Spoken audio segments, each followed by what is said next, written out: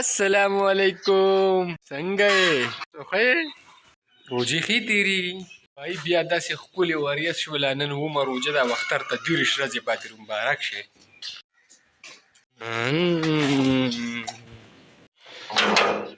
دا مې بایي د اجاز پرون توربیلې دپاره د یو بل ایرپورټ نه راپاڅولی و دا به له واپس هلته کې ودرومه ځکه چې په کار یې دی ځای چې ځو سهار سهار کې به دیره چې به کوم ووینو یو پیاده راځو په خوږ خپله څه به کوو هلکه روژه څنګه ده ادریسه ښه ده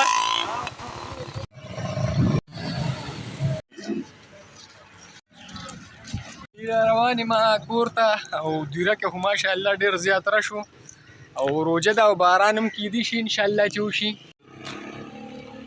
وعلیکم سلام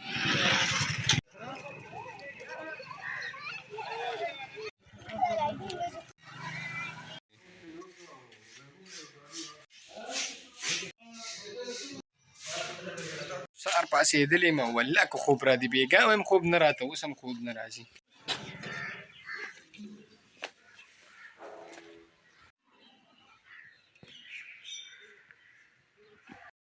ماسپښین دی او پوره په باندې 1 بجه ده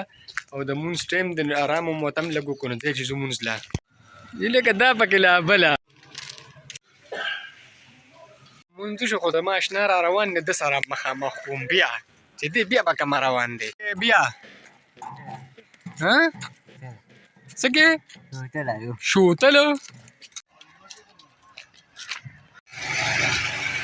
مازدیګرې د خیري مه کوه او ته به د ناز خیره کوي هلکه ډېر ښه موسم دی بهي مه خاندې ما ته مه ګورې ته لاکیانو ځای چې ځو ماما کره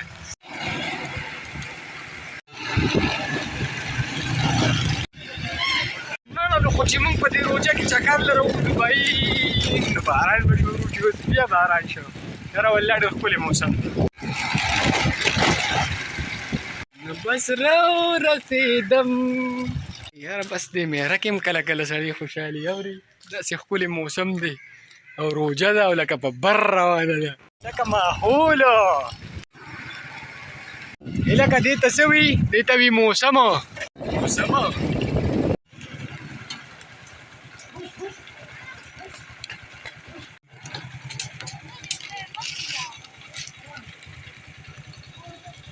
بارانه دغسې ورېږه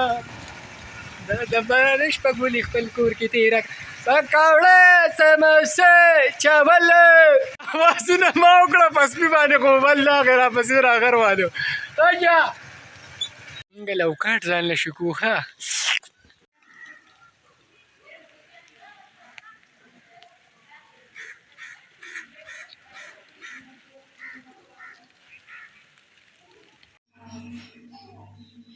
یا وروره نو باران به ورېږي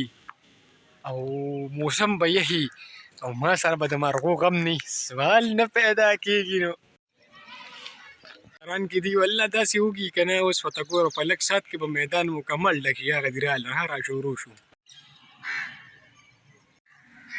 یا وروره چې اډه دو کو هسې هوایي هغه واړو هر څه وتښتېدل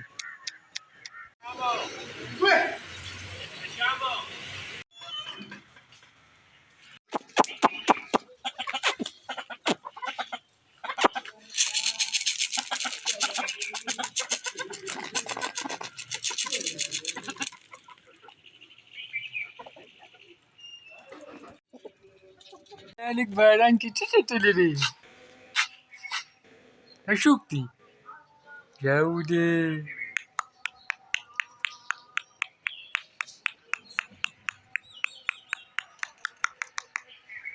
نو مازدیګر دی د مونځ ټایم دی راځئ چې مونځ وکړو الله به ورته راضي کړو نو راځئ چې ځو جومات ته شاړ رالم نه په شاړه کې خو سم سوراړه وډه څوک پکې وونه وګرځېدم هم د مونځ نه پس شاړې ته هم لاړم خو شاړه خو بلکل سوراړه وه اډه څوک پکې وونه نو ناوخته دی کور ته را روان یم لږ ټایم پاتې دی هر څه تیار دي نو